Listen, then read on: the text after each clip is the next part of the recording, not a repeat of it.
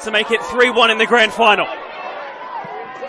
Puts in the penalty and wins the grand final for Campbelltown City. No one attacks it, comes back off the Penalties. It's the goal! It's top! Oh! And then Talisman's got another one. Harry City back quick.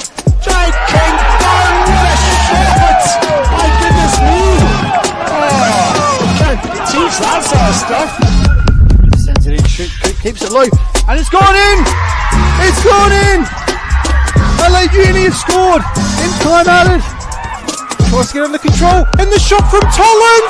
Salisbury into a 2-0 up. Still Butler with another chance. It's 2-1 to Playford. Persistence has paid off for Playford. One touch the keeper, puts it into the bottom corner. Beach gives him a shoulder after that as well.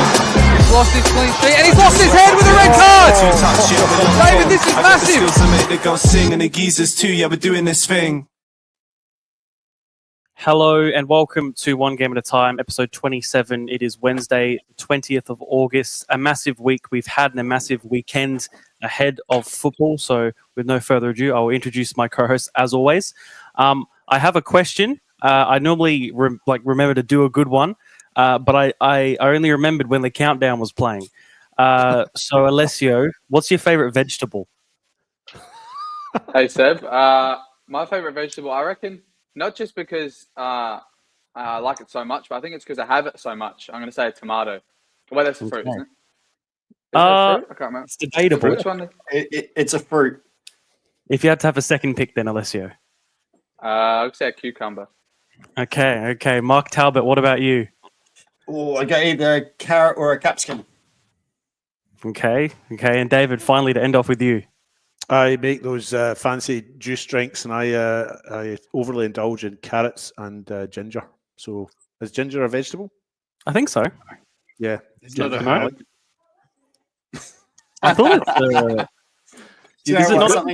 something about the tomato is, I don't know if you boys have seen it, is the Irish rugby player that talks about wisdom and knowledge. Have you seen that? Yes, I have seen that. Wisdom and knowledge. He goes, knowledge is knowing that a tomato is a fruit.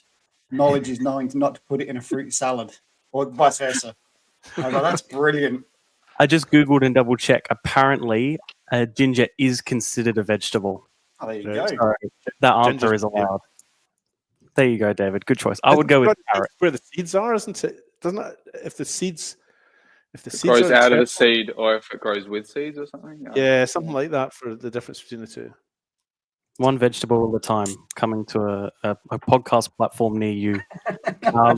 We will start off with our picks of the week. I will go first. We got confirmation of the Australian Championship fixtures, and also some of the groups have been finalised in our interest. Group D, West Apia, of course, Apia Leichhardt, Sydney United and Metro Stars, that third with Bayswater City, the NPL WA premiers, a few of those other groups still needing to be finalised with other premiers and so on.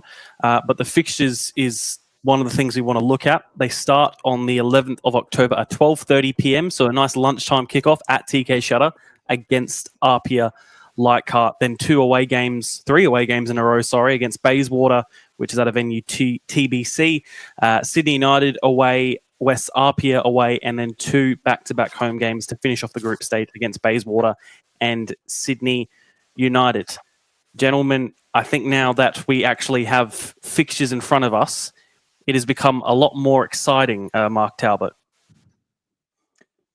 It certainly has. When you think about it, I mean, it's 11th of October. It's actually not that far away.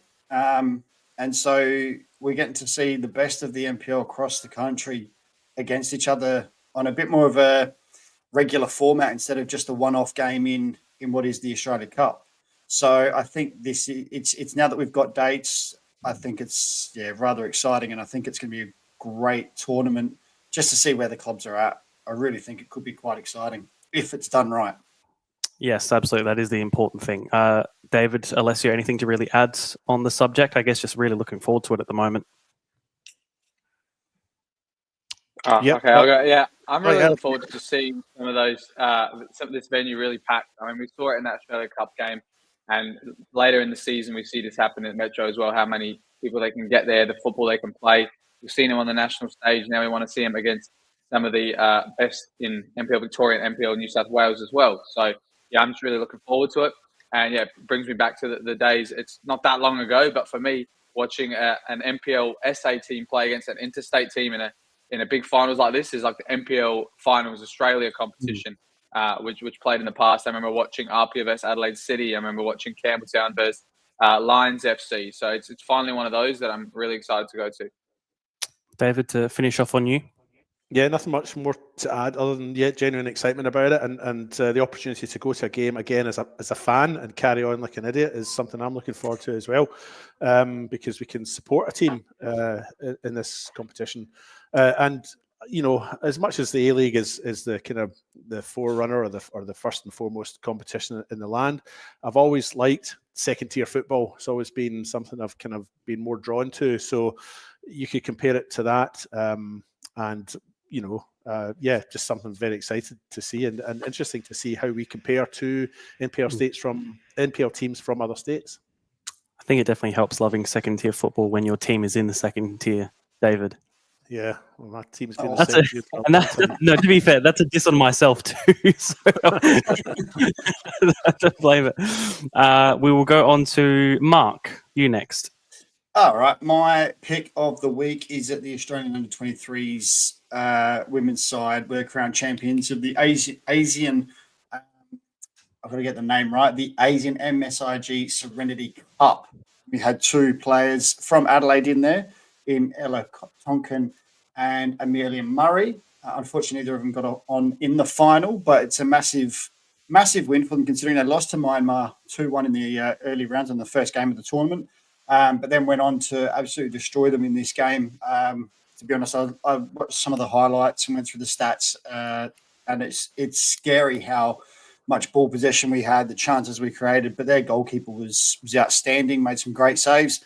And in the end, the possession and the eventual attacking forays paid off for us with some great results and a great win, obviously, in the end. But what was fascinating, what was brilliant as well, actually, was the player of the match in the final was one of our girls, obviously, in Holly Furphy. But the most valuable player of the tournament was also an Australian in Holly Furphy. She managed to take that title out as well. The rising star of the tournament was Alana Yansevitsky. So it's looking great for Australian women's football. Simple as that.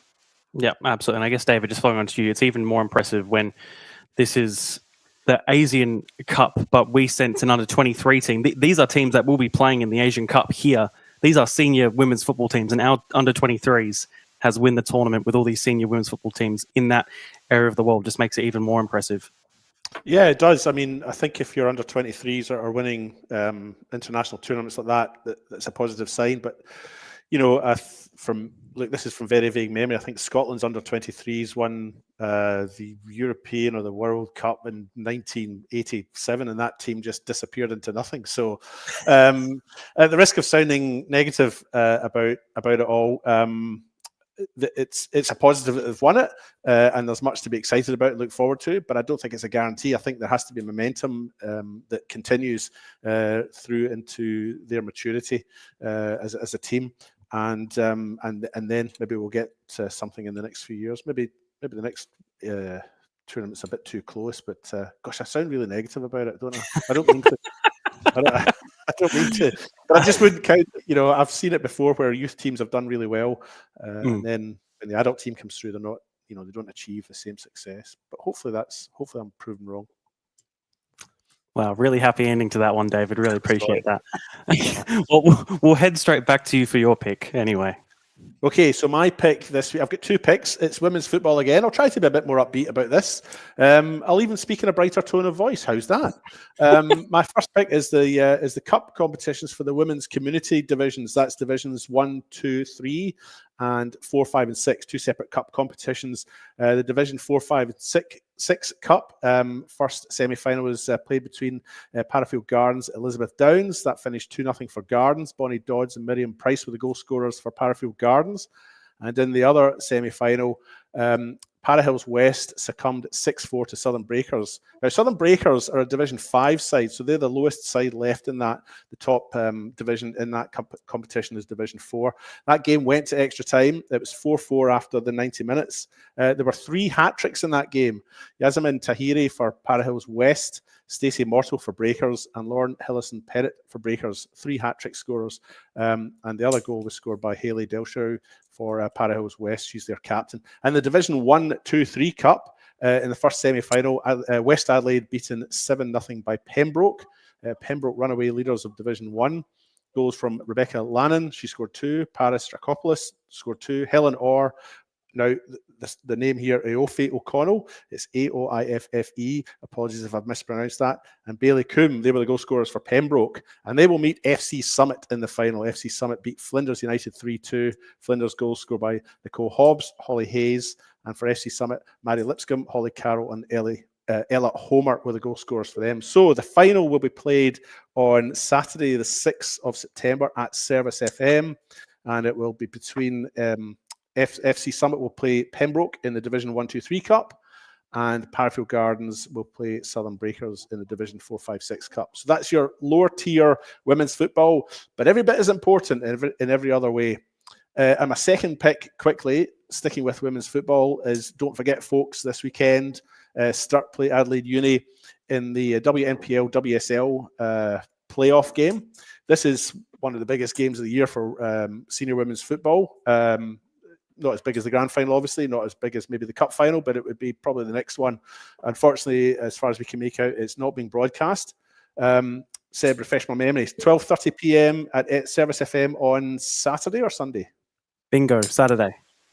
Saturday, okay. So the only way you're going to get to see that is if you go to that game. Now, history tells us that a second placed or a runner-up in the WSL has never beaten the second bottom side in the WNPL in the playoff game. But I think there's a good chance that upset might happen this time around. Sturt have had a very good season. They've only just lost out as runners-up to Modbury Vista. So it'll be an intriguing game. But yeah, as I mentioned, unfortunately, third biggest game probably in the year. Not televised, so if you want to see it, you'll have to get down to Service FM. That's my 2 picks, Seb. Was that brighter tone? Yes, absolutely it was. And also, just finishing off on that, Sturt as well, still holding quite a few of those WNPL players they had in that year they were in. So still a very, very strong team. Alessio, we'll finish off with you. Cheers, Seb. Yeah, my 2 picks this week. I'll first go to the one that was last night, and that was in the Australia Cup. And it was Heidelberg's commanding win over Wellington Phoenix, 4-0. Their 4th cup set. Now they're leading team in that competition for beating A-League teams. Of course, they smashed Western Sydney 3-0 the game before. And I just think that it's really coming to the fore this year. I mean, in the past we have Sydney United making an Australia Cup final, but we've never seen such teams just dismantle A-League teams like this. Not just them. There's other teams in the competition who've done that. Avondale is still on the other side of the bracket too. And I really think that it's really showing that NPL Victoria is top of the pile in Australia at the moment. I mean, we'll have the guests on later tonight maybe tell us something different as well, because they're part of a very commanding NPL in SA as well. But yeah, this is the table as well in NPL Victoria. And you see those two top teams there who are still fighting out in the Australia Cup, coming so close in the league together, that are going to also be such a big threat in the Australian Championship. And then you see some of those other big names in that league who are miles off it compared to those two, and even Dandenong Thunder in third, who are a proud Albanian team, which we'll maybe talk on later tonight as well with the State League 2 Grand Final on Friday. But I just thought it was great to point out that NPL is back on top, I would say. A-League is not probably having the best time promoting their game at the moment, with a lot of things happening with a lot of clubs losing out in this and maybe not caring so much, playing the kids, as they say. But yeah, the NPL at the moment is as good as it can be, and it's only going to get better as we go into this finals period and the championship from then on out. But yeah, that was a massive result, I thought, and I think those two teams, I'd love to see an Avondale Heidelberg final as well. They played each other recently, and it was a 107th minute goal or something like that. So I'd love to see that in a Australia Cup final, in an Australia Championship final, and I'd like to see how our teams from SA can battle up against that as well. You also had a big one for you on the weekend as well, Alessio. Yeah, my second pick was actually not just myself, but the other team in the Hills, Adelaide Hills Hawks 18s, and Mount Barker United Reserves, making the final series for their respective clubs this weekend. First, we'll go through the reserves for Mount Barker, my team, the team I play in, pipping it on the last day against being the top team as well, undefeated against them this year in 3 games, Adelaide Uni. And obviously, pipping Eastern United to that third spot, who were playing Western Strikers in a last day effort as well. And I scored in the game as well, which was a really, really big highlight for me as well. I mean, playing for your final, we knew as long as we win and we get a couple of goals, then we'll be okay. But an early goal in about 12th minute. I don't score too many headers, to be honest. I've had a couple. It wasn't a tap-in for once. No, well, I mean, I've had a few headers disallowed over my time as a player, but that's my first one that actually did count, and I'm glad it was, in a big game early on, put us ahead, and I thought I probably had one of my best games for the club in that one, and you couldn't do it on a better day. And, it just felt really good for the team and the club as well after the game, because it was that thing where we're in the change rooms, there's no live stream, there's no commentary of the game that's going on elsewhere, so we had to wait, rely on messages, rely on the referees to update the game on dribble. And it came through that Western Strikers beat Eastern, and we were through, and it was great scenes in the club rooms there for the team. And it's been a great week of training as well, battling out for that game on the weekend coming against Northern Demons at Carle. Go through the other one as well. I wanted to mention Adelaide Hills Hawks under 18s winning the league in the under 18s division, and they had a very commanding win as well on the weekend. And it really goes to show that even though that the senior teams might not be operating on the best of fronts or performing to the highest of highs, it's really good to see that the youth programs, the youth teams, or even the second and third teams of these clubs are performing and can provide a good platform for young kids trying to come through, that they have some successful teams in those kind of age groups as well. So it was really good to see that, and we'll see how they go in the finals as well. But I wanted to highlight 2 positive performances, positive teams in the Hills area as well for both those clubs. Yeah, absolutely. Very, very good to hear, and very, very much looking forward to your final on Saturday at Carle. So close enough for me, not playing in the south, or what is perceived to be in the south. So looking forward to that, and I'll bring. Do you want to chant, Alessio? I can make you a chant. You could, but it's pretty weird because neither of us are the home team, and neither of us are ridiculously close to Carle, I'd say. I mean, Port Pirie is not too far away, but to bring fans, to have a lot of people there, it's going to be a weird atmosphere, to be honest, because I guess it's a neutral venue, but it's actually another club's home ground who are playing after. So they'll have all their people there, all their fans there. And I think for Northern Demons as well, I don't think they really make finals a lot in any age group too. So it's kind of a battle of the underdogs that I'm really looking forward to. Well, you'll definitely have at least one fan there, Alessio. So you count on me. I'll be there. I'll be there no matter what. But no, very much looking forward to that. And yeah, very, very big weekend ahead in general. So next up, we will have a look. Oh, it's the door. What? Wow. Wow. I'll go get that, lads. Hold on. Yeah, I reckon it's you, Alessio. Wow, I'm still not used to it. Oh wow, must have been a very close door, Alessio. Yeah, it's very close.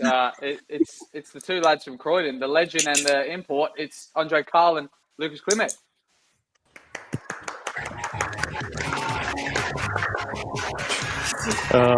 Thank you for that, Alessio, and thank you to the both of you for joining us this evening. Very, very much appreciated as always. Start off, as I tend to always do, with the easy question. Luke, I'll start with you. I guess your sort of history in football, your juniors all the way up till now, I can't imagine it might have changed too much, but your history in football. So I guess juniors, I started club pretty late. First club was Bacala, under 12. Played under 12s and 13s, and then I've been at Croydon since. I've started first team 2007, playing Croydon since. Perfect. Andre, for you? Yeah, I started playing since I was probably 4 at Ingleburn Gunners in Sydney, and then didn't really play representatives until I got about 15 years old, and that was with Northern Tigers back then in the Super League. And since then, people would say I'd have more clubs than Tiger Woods, so I'm like the opposite of Lukey. Football's taken me a lot of places, and I've had a fair few clubs at Blacktown Spartans and Spirit FC. Had some time in Canberra with Monaro, and some time overseas as well. So yeah, but finally here at Croydon now. So. Perfect. Luke, I'll go back to you. As you were just described before, you are a legend of the game here in South Australia, a well-known figure, a well-known name. I guess how does that make you feel in general, even when you go step out and play, that you're so respected and you're so well known, especially not just by the people watching you, but the people you're playing with and against as well?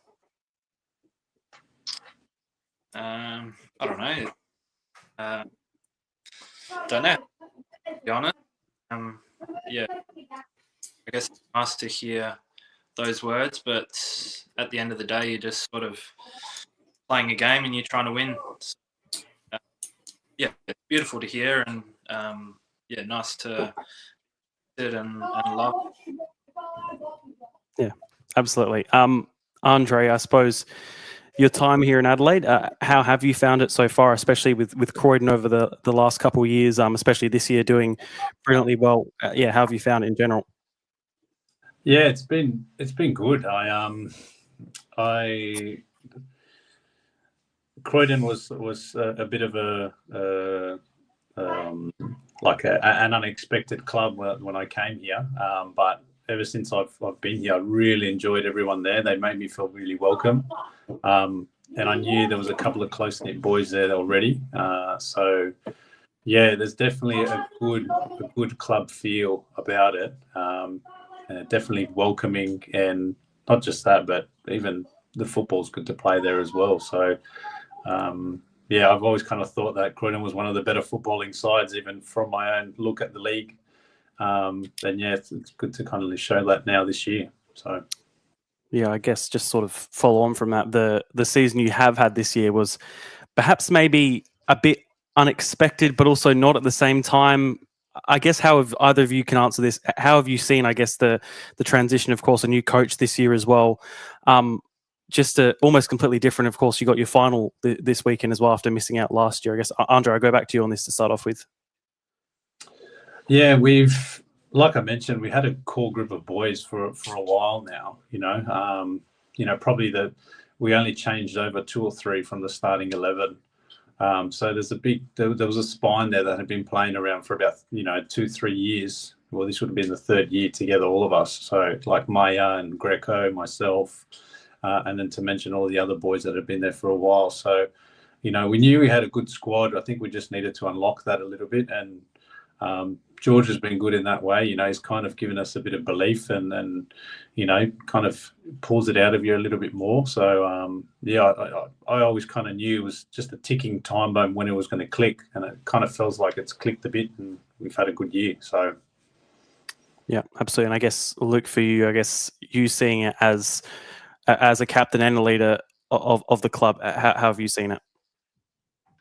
Yeah, I think we sort of turned the corner the middle of last year when, we're probably like second to bottom, I think, at the midway point of last year. And we almost managed to make final. So I think that's when it probably started to click for us. And then this year we've, brought in big players like Margouche. A few of the younger boys have stepped up, like Bowl, Passia, Luca Trimboli. So it's just been a contribution with everyone. But I think that's the moment that it sort of clicked for us. Yeah, absolutely. Another thing as well, which has been a bit of a change in the past few years, of course, now at your new ground as well, newer facilities. I think anyone that we've had on who's had, I guess, upgrades or new facilities, we've asked this sort of question. How have you found, I guess, also moving on from the old ground as such a historical and important place to everyone here in the state, but also being able to find in new facilities, such as where you are now? Luke, I'll go with you in this one.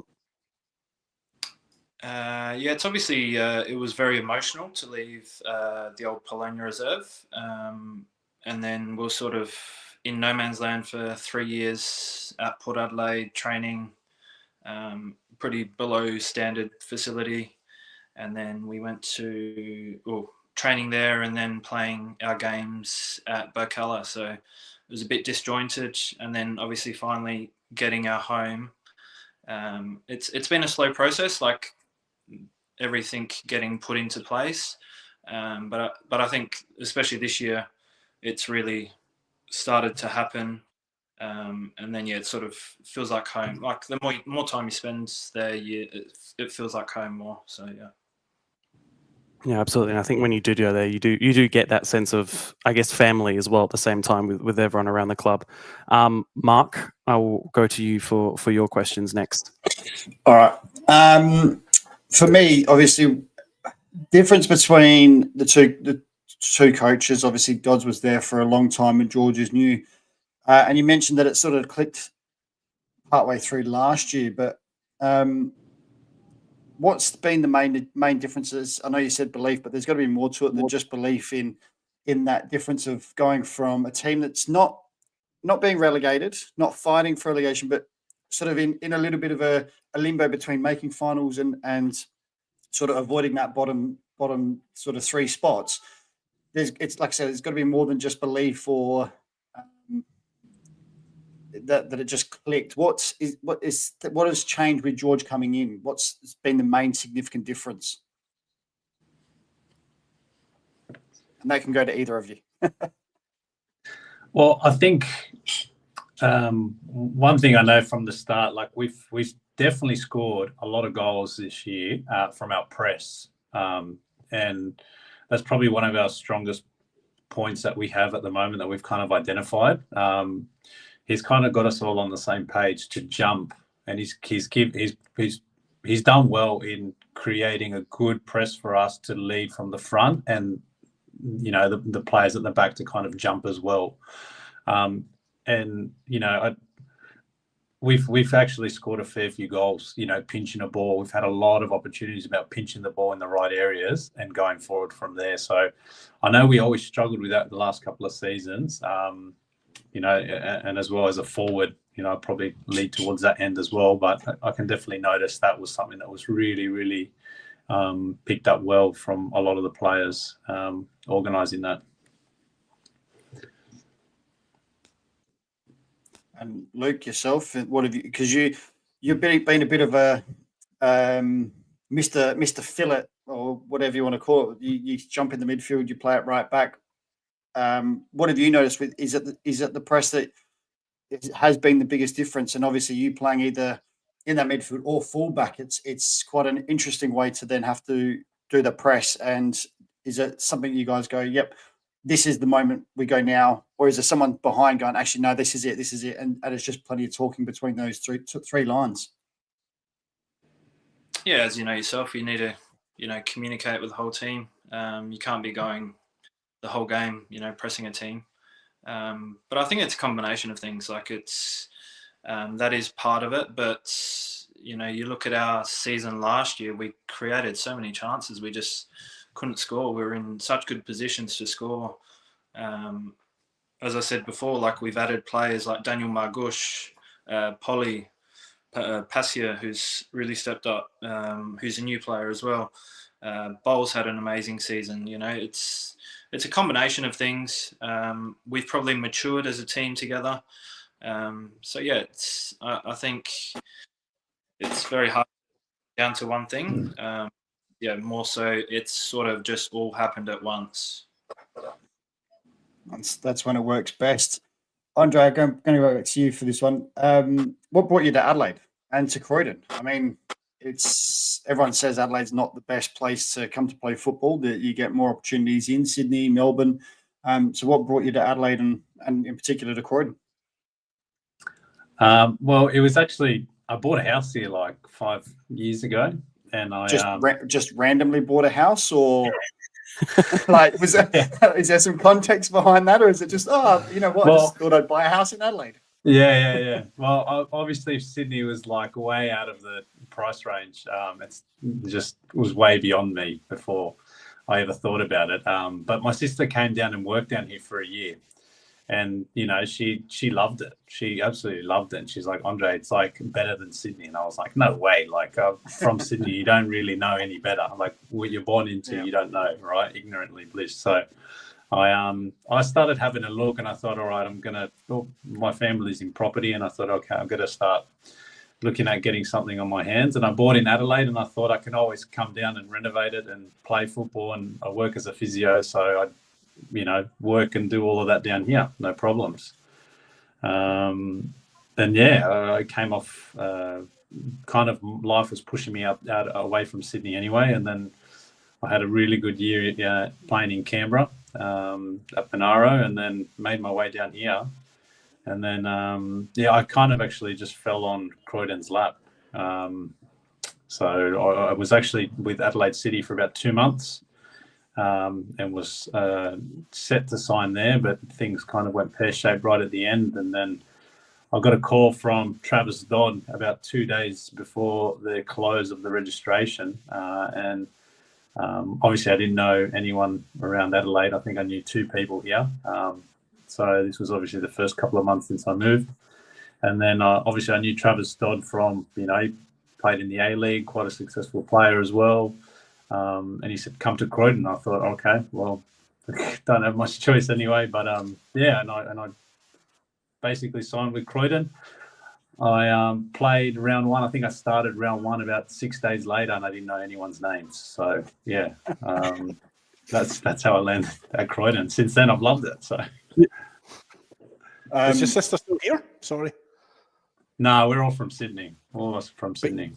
But your sister's still in Adelaide. She hasn't gone back. No, well, my move instigated my whole family moving, so now everyone's brilliant. I keep telling people, when people come over, I tell them not to like the place and to keep it quiet. So, because it's actually a great place to live. So I try and keep it quiet, and we don't want too many people coming in, especially from Melbourne. So Sydney's all right. I like Sydney. I just don't like Melbourne. So that'll get me in trouble somewhere along the line. That's going to get me in trouble like the next week comment. Last. And I'll keep lastly, I don't want to take up too much time. You said you're at Port Adelaide for training and that, and you rated it as a below par facility. Now, come on. It's not that bad. It's probably only it's the oldest club in the league. I've got to back them up just a little bit. That club room had been around a long time. So, and yes, it was quite poor, but that's a bit harsh on them, a below par. Luke, come on. But no, I know exactly what that facility was like. I spent enough time there. I've got a question. The last one for me. Being an ex-goalkeeper, I have to ask this. Bringing Margouche in, absolute masterstroke to get him to Croydon. What has he done for you boys from a professional level coming straight from the A-League?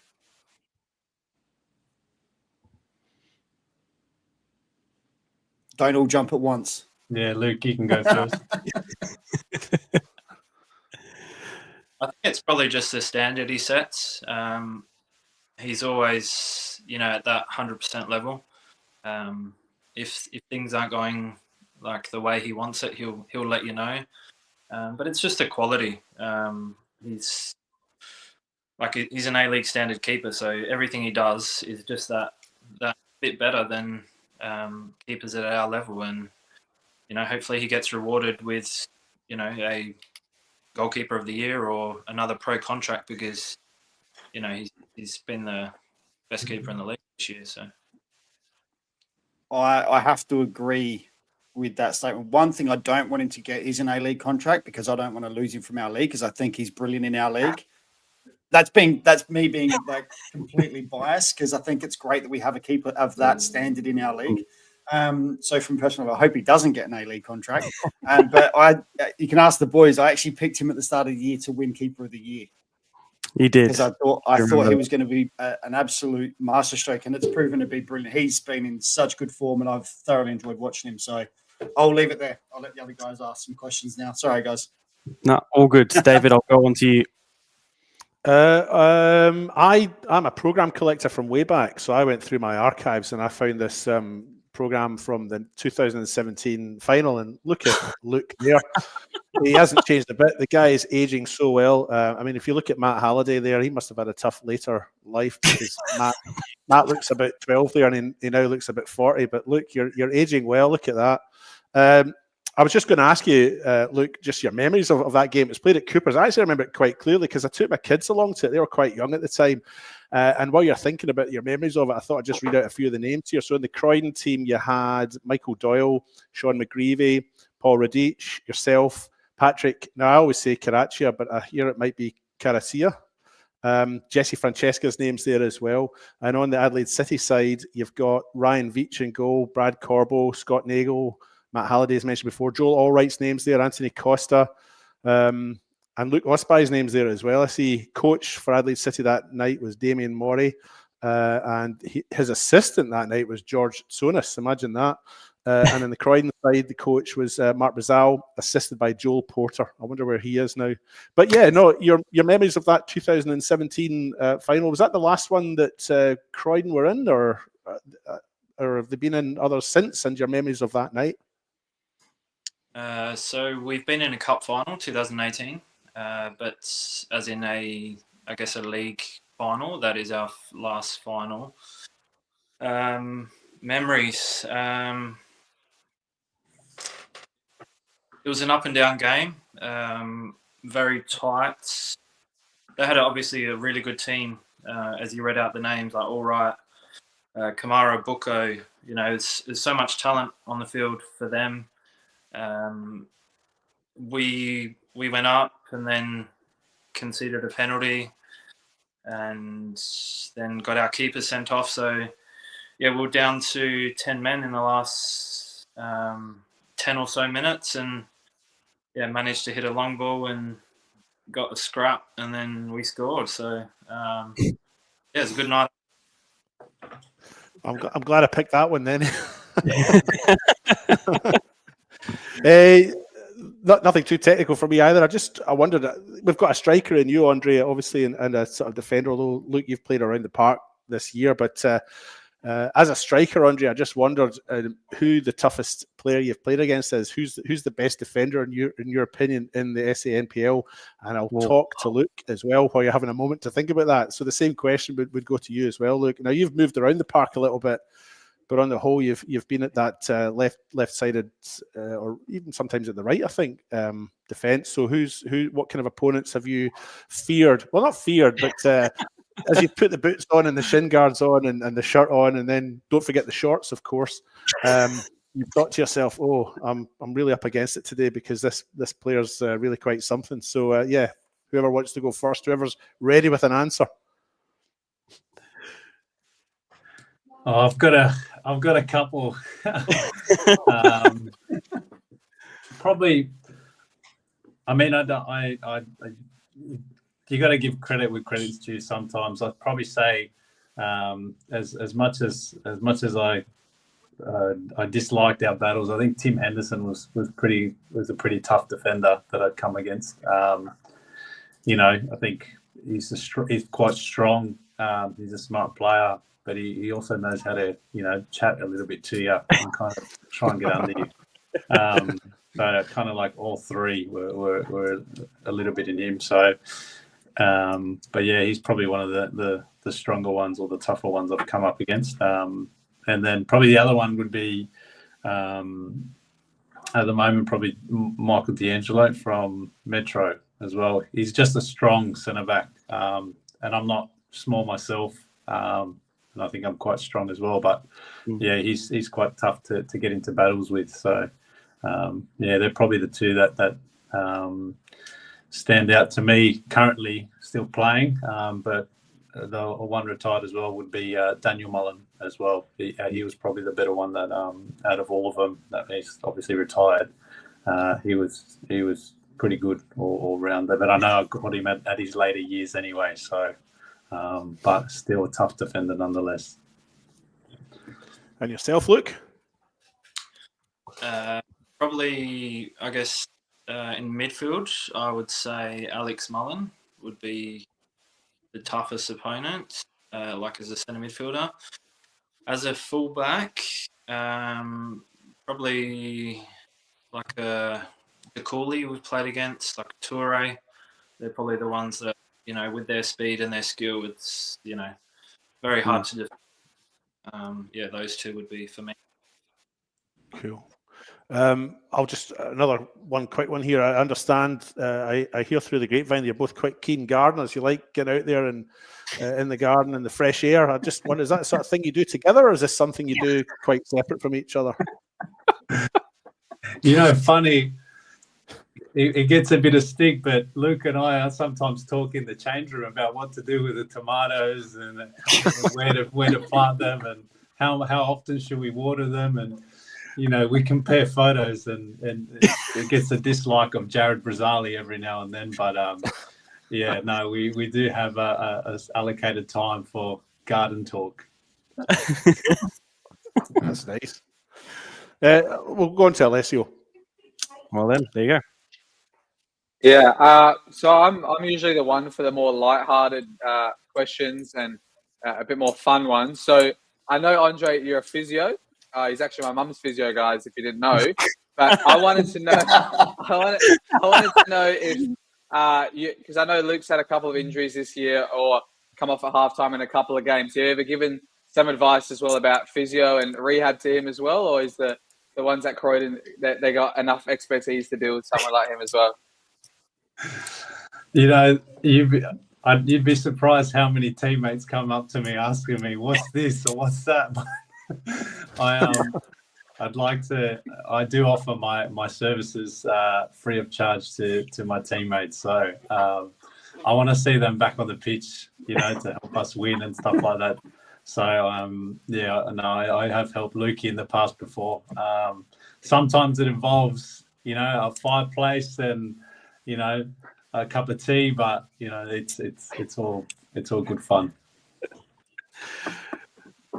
And for Luke, I mean, I was listening to that about David as well. That grand final was, one of the most entertaining grand finals I remember as well. And you guys were definitely the underdogs in that game and really proved why you guys were there as well. I wanted to know as well your favourite teammate you've had over your career at Croydon Kings or Bologna as well back in the day. But I know you had so many in the ranks in your midfield with you and as leadership roles, but just one that you could pick out. I would say one that doesn't play anymore, maybe a teammate of yours that is the best. Yeah. I can give you two. Probably Nathan Farrell and Michael Papacharalumbus were my two top players that I played with. Michael captain for probably 5 years. Say about 2010 to 2015. Nathan I played with for probably 7 years.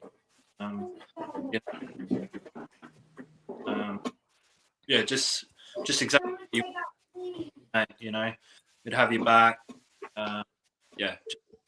Just a great guy.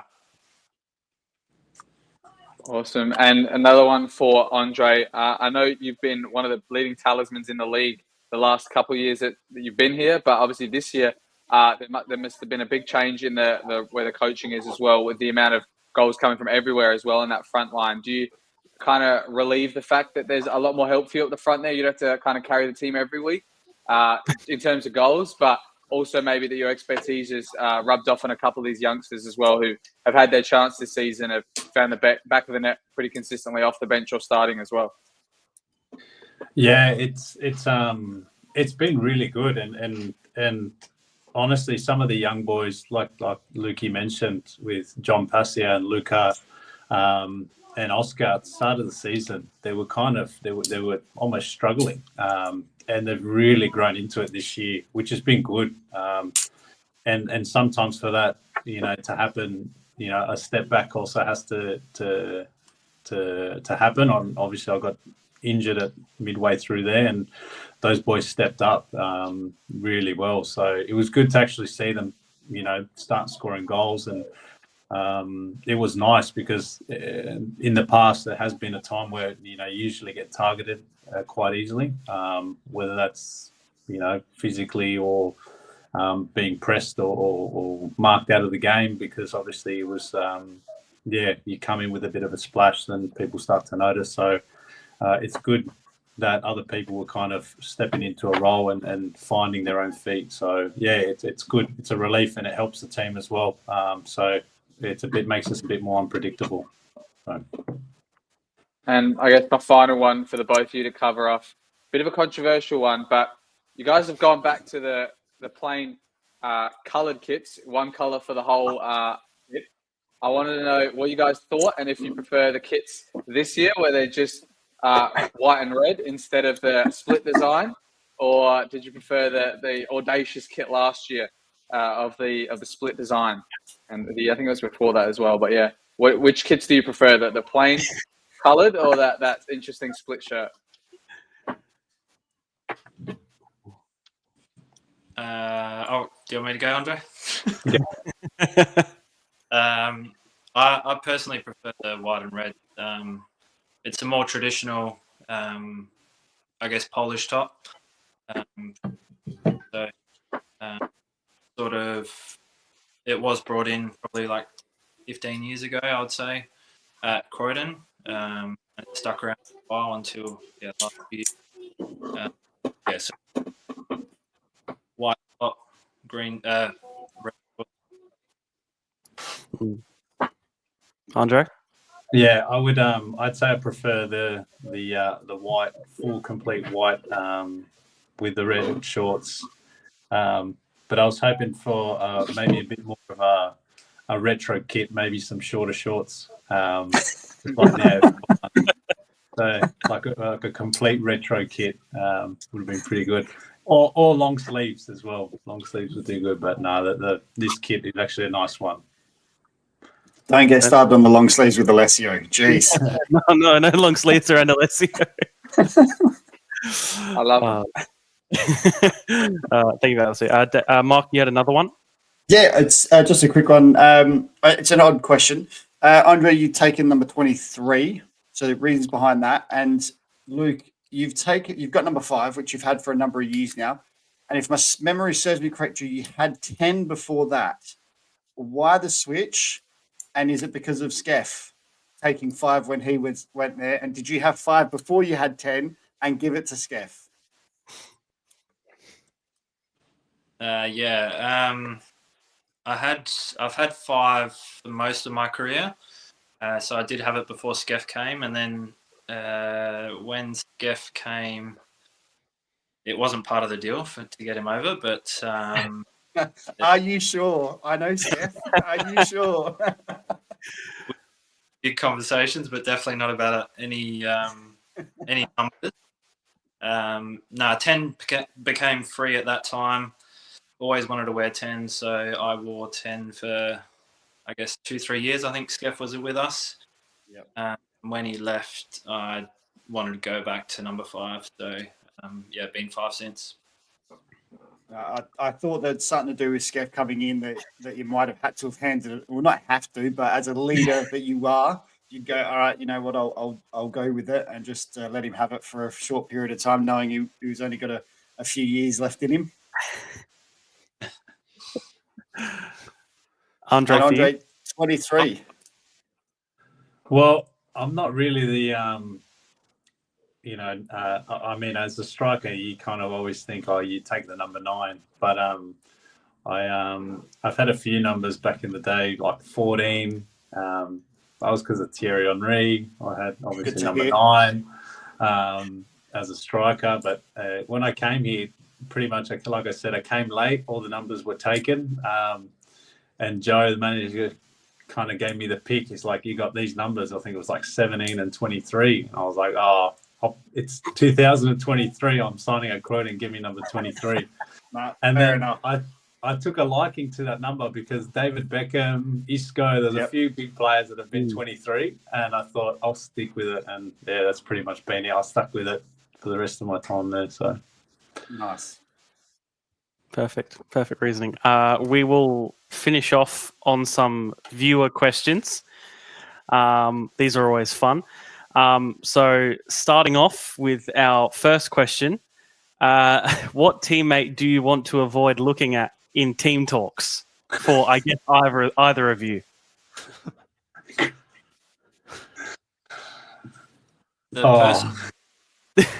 I'd probably say sometimes looking at Jared Brazali. He's always got a face on him, and he always knows what he's thinking.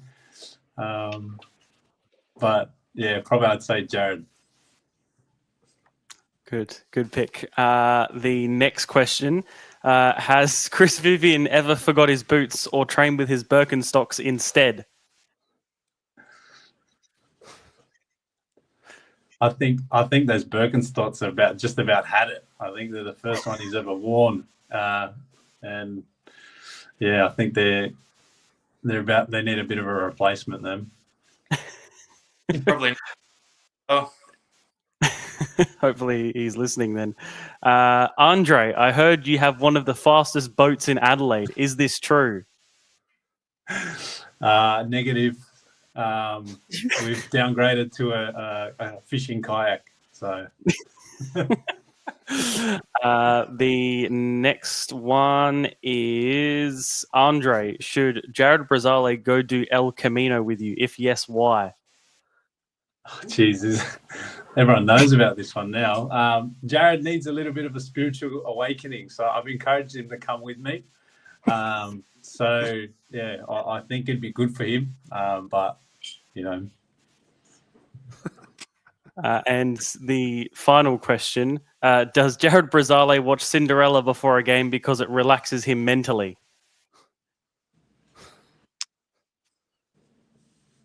Luke, you can have that one. Look, had a big change this year. He's a changed man, so it wouldn't surprise me if he does. Perfect. Just to finish off, of course, you both have your big finals game this weekend against, funny enough, Burkalla. I guess for the both of you, how are you looking forward to that? Is there, in terms of preparation, how do you prepare for an opponent you played only the week prior? Andre, we'll start with you. Yeah, we've done it before in the past, and it's always tough. I remember last year we did it against Metro. We played them in the league, lost 4-0, and then came back and played them the next week in the cup and beat them 2-1. So, I know what it's like being on the other side of it. It's always tough, and they'll come out with a second, with almost like a second life to kind of come and have another chance at us. So we're not going to expect a game like we saw last week. So we're definitely going to be a little bit more. There's a lot more at stake, obviously now to an elimination. So it is tough, but we know we've got to step up and be a bit more attentive and just do what we do best, like we've been doing recently. And Luke, for you, I guess, sort of final words on it all ahead of the big game, even to the Croydon supporters watching as well. General message as well. Yeah, just really excited. We haven't been in this spot for probably about 3-4 years in the final, so it's a really exciting time, especially to be playing a home final for us. And we just hope to see as many supporters in white and red on Saturday. Absolutely. Very much looking forward to the weekend across all games and, of course, this game in particular. Thank you to the both of you for joining us in what I can only imagine is such a busy week. Our pleasure. Thank you as always. And, good luck for the weekend. Thank you. Thanks, guys. No problem. Thank you so much to those two. Very enjoyable. Good chat. All right. We will go on to the past weekends of results. Starting in State League 2, Adelaide Atletico beating, State League 2, North Adelaide Atletico beating Elizabeth Grove 5-1. Salisbury Inter a 3-0 win over Gawler Eagles. Northern Demons with a 5-5 draw with Garn United, and Port Adelaide beating Modbury Vista 3-2. Then in the South, Eastern United drawing 1-1 with Western Strikers. The Hills Hawks at home losing 3-1 to Adelaide Titans. Seaford with a 4-3 win in the Southern Derby against Noarlunga, and Mount Barker and Adelaide Uni drawing 1-1. As we have a look at that table, Modbury Vista in first place and Eastern United also in first place in the South, meaning, of course, they're both playing against each other this Friday night. That 2-4 playing against each other from both combining now in the finals series. Alessio, David, I will let you two sort of take the reins, I guess, for State League 2, considering you are our commentary team for Friday night, the big playoff game. Well, Alessio, you're the lead commentator and I'm just the coach. I think you should start. I was going to say we're going to swap around for this one. You've been here longer than me in the podcast, but I'll let you go first now. I'll back off. Oh well, so I guess the big drawing or the big talking point was the 5-5 draw. Do you want me to cover that one off? Yes, that's please. the obvious. That's the elephant in the room, isn't it? So the halftime score in this game up at Northern Demons was 5-0 for Garn United. Tamuri and Dinesh had scored 5 goals between the two of them. Tamuri getting a hat trick, 8th, 26th and 36th minute. Dinesh scoring in 14 and 24. And so 5-0 at half time. And of course, I think in one of our little group chats, I get them all mixed up. I can never remember which group chats for what. But in one or multiple of them, there were multiple texts coming through or messages coming through as that second half went on. Spadavecchia, Marshall and Kenny were the scorers for Northern Demons. They scored 5 in the second half. Kenny's equaliser coming in the 90th minute. But that, I mean, it was a fairly meaningless game, really, at the end of the day, because the two sides were out of reach of the top 4. But that's the big one, isn't it? The other one that was that attracted my attention was Modbury Vista losing 3-2 to Port Adelaide. They've only had 2 wins in the last 5, Modbury Vista, as they go into this playoff that's coming up. I just wonder, are they resting players? Are they just really focusing on the final with these last few games to go? Because they're coming in a little bit of shaky form. I have got some notes that I'd written down for that, and I think Eastern United's form coming into this playoff is a little bit wobbly as well. But a decent win for Port Adelaide wasn't enough to get them into the top 4. They couldn't get there anyway because Gawler above them had a big enough points advantage, as did Salisbury Inter. Salisbury Inter won their match 3-0 against Gawler Eagles. Well, that was almost a derby, wasn't it? Nearly, sort of. Two northern teams. Pretty much. Port Adelaide couldn't catch the 4th spot. That was sort of decided before this round of matches came around. But is that enough for your northern roundup? I've got some notes I wrote down, but I've just lost the page. I'm a bit annoyed at myself. That's fine. We'll go to Alessio to sort of round all the rest of it off. Yeah, I mean, I thought it was a great round of fixtures in the State League 2 as well, both leagues, especially seeing as we knew these top four for the last couple of weeks, or some of them we've known the top four for most of the season. But it was great to see the teams lower who really didn't have anything much to play for besides pride really showed out with some great fixtures. I mean, even that Hills Hawks versus Titans game had some cracking goals from Kaka Dembele. Adelaide Uni and Modbury and Mount Barker, sorry, the first team game of that one as well. It was a very weird occasion. I mean, I think it was 1-1 early in the second half. I think I'm pretty sure Uni scored in the second half, but it kind of felt like, I don't know, Adelaide Uni didn't really want to be there. They knew they're in finals. They knew this team didn't have anything to play for. They couldn't go anywhere themselves, and they were just like, "Oh, go get up here, do this game, and then we'll get ready for finals next week," which I think is probably the wrong mentality to come into a finals game with. Because, I mean, the lucky thing for them is they do have two legs straight away for all these teams.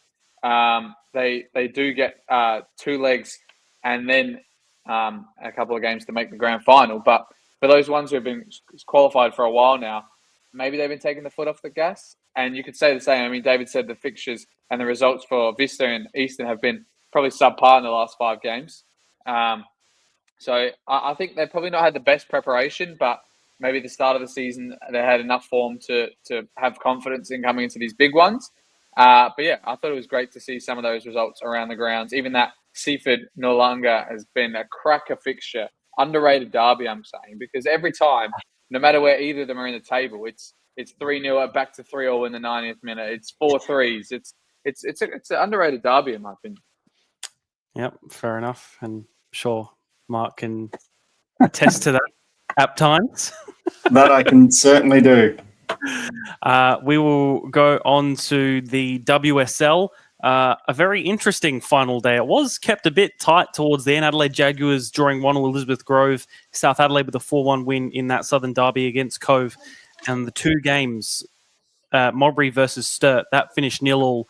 Oh, Modbury Jets, I should say. And then Western Strikers and Modbury Vista. Modbury Vista just winning 1-0 to, in the end, what secured themselves promotion by 3 points. They in the end, due to Sturt drawing, they didn't need to have that win, but without knowing the other result, it did keep it pretty interesting as we were sort of watching on Mark trying to get in results. It was a very fun afternoon trying to wait for any time a goal came in or any sort of update we could get. It is hard with the WSL and trying to get the results and things like that, and it's the same with the State League too. When you're relying on others to give you results and things like that, so they would have been. I'm sure both clubs have people at the other grounds texting through to Maddie, let them know what's happening so they can pass it on, as we saw in the other leagues in State League 1 and the NPL and even in the back end of the last week in the WNPL, when there's a club huddling around the phone to try and find the result and things like that, and we can capture it on camera. So it's a little bit harder in that league. But yeah, look, I think the 2 teams, obviously Modbury and Sturt being the standouts in the WSL. And I think last year it was close in that playoff game. This year, I think it's going to be even closer. And as David alluded to earlier, possibly an upset. It looks like it could be the year that we finally get an upset in that game. Well, and a double promotion too for the first time, and a double relegation for the first time will be very, very interesting to see. And of course, with those 2 spots, I will go to second, David. They're 2 worthy sides, I think, as well to be promoted in the same year. David. Yeah, sorry. I'd done a little bit of reading back through the records for Modbury Vista over the last couple of years, because I know that they missed out last year. They were losers in the playoff 2-0 to Adelaide Uni, as Mark mentioned. They're a very close game. The year before that, they were runners up to Sturt by 1 point in the league. They lost the playoff. They lost the playoff 8-0 to Adelaide Uni. So they played Adelaide Uni twice. This is Modbury Vista in the playoffs. So they'd been up in the WNPL in 2022. They'd been promoted from the WSL that year, but went straight back down. So Anastasia Nuttall's goal in the 48th minute, whatever it was, for that 1-0 win has secured that promotion for them. But the other thing I just wanted to note as well was that Sturt's game that they drew, which was against Modbury Jets, was nothing each. And I can't remember there being a 0-0 scoreline in the WSL this year. It's been one of those leagues that just had I don't know how many goals have been scored, and I don't have my calculator in front of me, but just one of those really entertaining leagues with lots of goals. And I think this playoff game is just going to be something to really look forward to at the weekend. As I mentioned before, we don't think it's televised, unfortunately, but it's probably the third biggest behind the grand final in the WNPL and the cup final. This is probably the third biggest game. So if you can get out to watch it, they certainly should. I think it'll be quite something. Yeah, not only that'll be a big day of football in general with the 2 WNPL finals happening as well at Surface FM. So plenty of football to watch in general there on Saturday. We'll go on to State League 1 for the final round. Cumberland losing 3-2 to Blue Eagles. Olympic 4-1 over Vipers FC. Sturt 4-0 over Salisbury United. Cobras with a 2-0 win over Cove. Fulham 2-0 over West Adelaide. And Pontian Eagles defeated by South Adelaide. And with that, South Adelaide, as we go check that table, saving themselves from relegation on goal difference. Mark Talbot, it was kept very, very, very, very, very tight at the end. Well, you called the game, and it doesn't get any tighter than what that position finished up. I mean, you were calling the game, and it was, and I think Olympic really obviously helped South out with a massive favour by thumping Vipers in the end. But South, they rode their luck. And I think you could say that their finishes were good, though, this game, to be fair. Like that, the goals that they did score, they actually worked the ball quite well to create, in that case, a little bit scrappy in that case, but the first opportunity that, with the first cutback, he took it well, and it was great work from, I think it was Dan Evans that managed to get down the line. They let Pontians back into it as well, getting back to 1-1. And then I think this was the goal here. Yeah, the follow-up. Yeah. And then obviously South's getting another 2 goals later on in the game, which really did seal it for them. But they certainly cut it fine. And I think we discussed this. I think David may have raised this last week or the week before. About the Rideout brothers obviously moving on to Cove, which probably worked better for them. And looking at it, it worked for South. It worked out for both parties that they went on to Cove, and Cove almost made finals, and South managed to stay up. So it kind of the last sort of the transfer week trade probably helped both parties, to be honest. So both parties have come out that in a good way, and Cove, like I said, just missing out on finals, losing to Cobras on the last day of the season. So, I think it worked out probably well for both parties. But I just quickly wanted to go back to the WSL. That game, David, was the only 0-0 draw for the season. Oh, is that right? Yep, I've just gone through all the results. It was the only 0-0 result all season in the WSL. Just go through them all in that time. That's very good, yeah. So I struggled a bit. Yeah. When it came through, I did think. I don't think I'd remembered seeing it.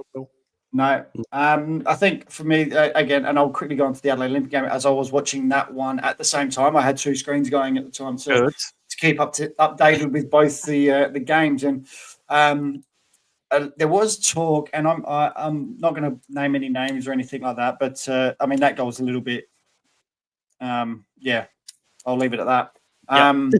But there was talk that a bit of a deal could get done between Vipers and Olympic to keep Vipers up, because they do rent from Olympic, and it was a good income stream. However, that got put to bed with the second goal here as they made it 2-0, and then it just went further and further. I think it ended up 4-1 in the end. So, so I think Olympic are rebuilding. They're going to have to rebuild again for next year. I have heard that there may be a new coach there next year, so they'll be in that rebuild phase again for them. But those 2 results, and then obviously Fulham beat West Adelaide. I think, wouldn't I say obviously? We've gone through the results, but Fulham beating West Adelaide. I don't know one of the boys. I think David, you were on that game.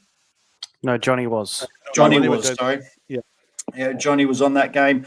So Fulham just doing what they've been doing for this whole back end of the season. They've just been really good, to be honest. Really good football at times, scoring plenty of goals. And you have to say a real dark horse going into. I know they're sitting second, but real dark horse in the fact that they've just come out of nowhere. Like they've just quietly gone about their business. Robbie Saraceno's done a great job with them. I do love that kit, to be fair. Talking about kits earlier, I do love that kit, actually. I love the old school white collar on it. It looks fantastic. So, yeah, they're just going about their business, and we'll finish with Sturt thumping Salisbury. I'm not sure what sort of team Salisbury put out or Sturt put out, to be fair, but both were safe in. One's already won the premiership. Salisbury already safe for finals, so possibly resting a couple of players just going into this week, making sure they've got players all fit. And what a strike this was! Yeah, from none other than Gonzalo. I tell you what, he's fantastic player, Gonzalo. Seeing him train and plays is quite phenomenal. So, yeah, just fantastic to see him back on the score sheet, back playing in Adelaide, to be honest.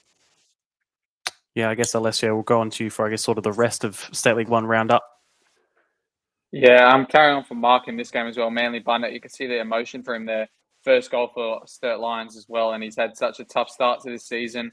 Made a great switch, and he's come straight into this star-studded Sturt Lions lineup. And then another little storyline from this game as well. I was at that 30th last week for ex-Sturt player Daniel Costello, and I was talking to Nathan Munro. I didn't know how many goals he was off the top scorer in Dante Cacciavellani, and he told me that he was 2 off, but it was going to be hard against Salisbury. And I said, if you get it in the first half, they seem to concede a lot in the first half for some reason. And obviously he wouldn't have known how that Blue Eagles game was going, but I'm not sure if Dante played. I think he might have got a facial injury against Sturt in the previous week. But then, yeah, Munro scoring 2 late goals and 2 great headers as well in the end, and equaling the top scorer charts there with Dante on 13 goals. I thought that was a great achievement. I was going to ask the Croydon boys, especially Luke, about Munro as well, because he did win an equal best and fairest there at Croydon in the season that he was there in the NPL. And he was, underrated striker, I thought, in the NPL in those years. But, around the grounds as well. Which other games haven't we touched on?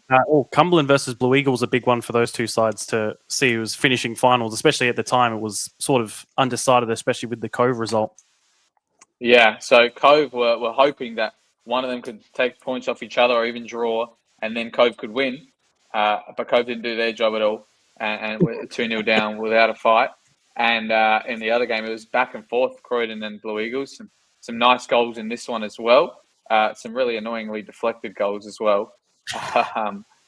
But otherwise, it was a great fixture. And as you're seeing for this whole season, Cumberland and Blue Eagles have been fighting near the top. And you can see they got a real nice connection with the juniors as well there, Cumberland. They have quite a young team as well, the Foxes. So it's good to see them. We'll see how long they can last in the final series this year.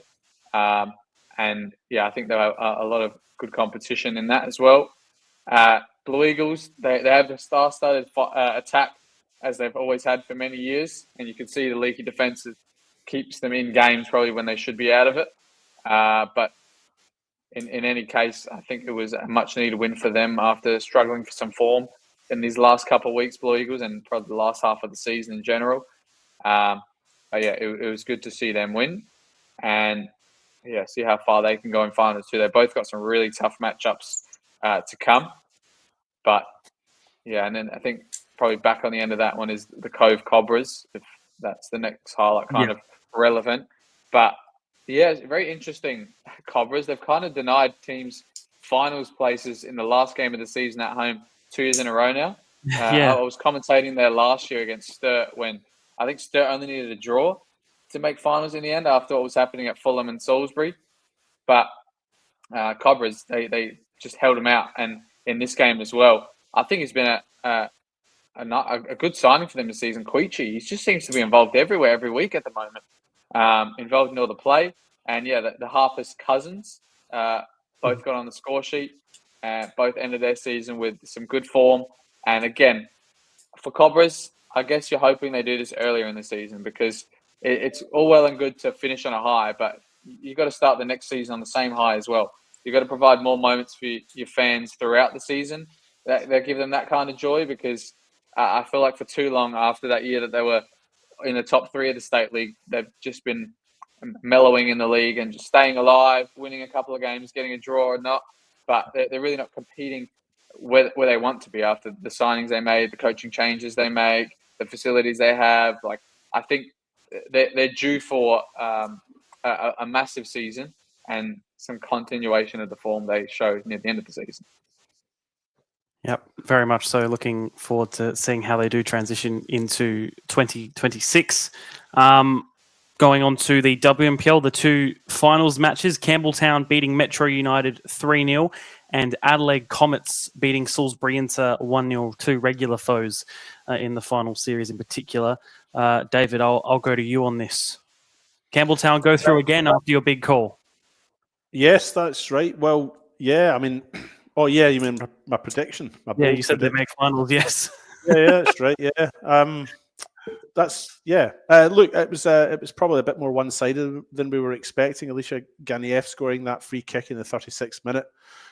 Fantastic shot from distance. She unfortunately left the field with an injury later on in the game, so I'm not sure how relevant that is in terms of team selections for them this week and if she's recovered. But Campbelltown were just the better of the two sides. Asada scoring in the 43rd minute to make it 2-0. Except this says 51st minute here. What are we watching here? Is this the same thing? Your notes are wrong. Yeah, this is a penalty, David.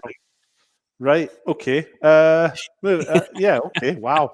Yeah. A penalty was. So that's the 52nd minute. But it says in football. I've just looked up Football South Australia's website. They've got it down as the 43rd minute. So that's wrong. Yeah. Wow. There you go. And then Monique Rikiki, who I think had come on as a substitute. I don't think she started. She came on as a substitute, showing wisdom beyond her years and taking the ball out wide to the right there and shooting to the far post. Past Caras to make it 3-0. It was, as I mentioned before, it was probably a bit more one-sided than we were expecting. I wasn't there, but I did watch it at home. I had the afternoon off, and I watched that game at home as much of it as I could through the AI lens. But certainly, probably a lot more one-sided than we were expecting. And then the second game was. You want me to talk about the second game? Yeah, please. Second game, Chrissy Panagaris goal. Now, Football South Australia, I've got the goal down as being scored in the 5th minute. And I wonder if that ties in with your highlights. Oh, look, it does. There's the shot from distance. Sails over the top there and in. So this was a lot closer than the first game. I think the two sides were probably more evenly matched on the day. And in the end, that Chrissy Panagaris goal in the 5th minute was the difference between the two sides. For me, she's just hit a little bit of form at the right time. I've covered a couple of their games, Comets games, in the last few weeks. She's looked good, even when she hasn't scored. She's looked good off the ball. And in several occasions, she has scored. I can't remember who the game was, who the opponent was when I saw them at Ellis Park 2 weeks ago. I think that was the last game I covered. But she scored in that game. She was one of the best on the park there as well. So she's just hit good form just at the right time of the season. So that's what they want when they're going into a finals game against. Well, they play West Adelaide now, don't they? So yes. They play West Adelaide. That's not elimination though. So maybe there's less pressure, or maybe there's more pressure. I've never played this elimination thing that you do here. But yeah. So they've got West Adelaide next, and Panagaris has just hit form just at the right time of the year, I think. And Salisbury Inter will play Campbelltown. Two very, very right. Yes. Yeah. Yeah. So two very, very interesting ones this Saturday to look forward to seeing. And we'll go through those a bit later on. Finally, we'll go on to the final round of the NPL. And what a final round it was in the end. Adelaide City beating already relegated Adelaide Croatia Raiders 7-1 in the end. Comets and Playford a 4-3 win there for Comets as well, which means Playford were unable to make finals. Modbury Jets beating Adelaide United 5-0. Campbelltown City getting demolished in the end by FK Beograd 6-1. I can't remember what I've said now. Croydon 1-0 against West Torrens Burkalla, and then Para Hills with a ridiculous 4-4 draw against Metro. Can I start with this one, Seb, with the exciting game, the most exciting game? Because I want to do I'll go the Croydon Burkalla game to kick us off on such a high note. Yes, please. Finishing 1-0. Finishing 1-0 with even Burkalla losing, still managed to sneak into that 6th spot because of results in the other games. Adam Martinello scoring the goal. I know you were on the game, Seb, but I know how much of an exciting game this was for you. And I believe you called this as Andre Carle's goal. Yeah, that's how excited I was. I just, you know. Beautiful. To be fair, the goal was beautiful. The goal was really well structured, really well played, and a great little finish from Martinello. And what I will do to explain my reasoning as to why I thought it was Andre Carle. Because the camera panned to Andre Carle. That too, but also I clearly wasn't thinking, and I wasn't very, what's the word? My brain wasn't ticking as it normally would during a game due to not much going on. So as you see the ball flicked in, I'm thinking, and then you see Andre Carle there at the back post. And then my head's gone, I've seen the number 23. Therefore, it's the number 23. And I know that's Andre Carle. So, yeah, that's my bad. But, yeah, not too much other than that goal really to say, Mark. So thank you for that. No worries. And the other question I've got for you, Seb, is how do you feel? Because what other game were you going to be on the Friday night? City versus Croatia. Okay. So you traded 8 goals for 1. Yeah, pretty much. Yeah, the love of the game, I think, is what they call it sometimes. Yeah, you said the game that wasn't going to mean anything versus the game that might have some excitement, wasn't it? I don't know if I said that. No, it was fine in the end. It was all right. It was fine. Should I continue? I'll jump onto the Adelaide City game because there wasn't much riding on that one. Yes, and then I'll leave the boys to take over. But Adelaide City and playing Raiders, who were already relegated. Adelaide City already in finals, and Buko doing what Buko does best, just scoring ridiculously good goals. That was his first one. He'd scored 2. The next one was from a free kick. Not as clean as he would have liked, but hey, they all count. And it was just, that's after 8 minutes.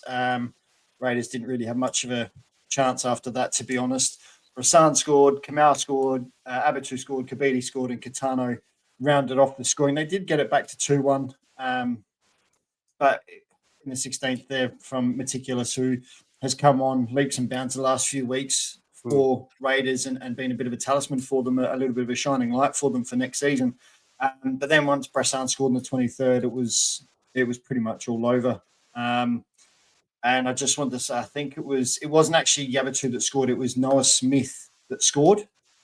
On the dribble website, it's still got Abatu, but the finish from Smith was just outstanding when we get to it. That was beautiful play there from Dorber, actually, just to knock that down for Kamau to score his goal. But the Noah Smith goal is just an absolute cracking finish, to be honest. And yeah, like I said, Raiders unfortunately going down with not much to write home about. And this is the goal from Noah Smith. So, got 3 and 3 as well, Noah Smith. I think he has. I think you're right. So he's been in some great form, and Adelaide City going into finals with. They get the week off, but they're going into finals with some really good form under their belt. Yep, absolutely. Especially a big finals campaign ahead of Adelaide City, and again a rebuilding for Croatia Raiders, you would imagine too. David, to you, to your home, as it has been this season at Ellis Park. Yes, guess where they sent me this weekend? Back to Ellis Park for more. And as I mentioned before, I've got no problem with Ellis Park. It's just occasionally I'd like to go somewhere else. No, I'm only kidding. Ellis Park's fine. It was actually really busy down there. You've distracted me with these highlights again, haven't you? So I'll turn them off. Right. I won't have them for your game then. If you don't like them so much, I won't have them. No, you can have them, but no, you've complained now. No, you've complained now. You're not going to have them. Okay, well, I'll talk without them. That's fine. Yeah. Got down there, and it was one of those nights where the forecast looked like the weather might be absolutely rubbish.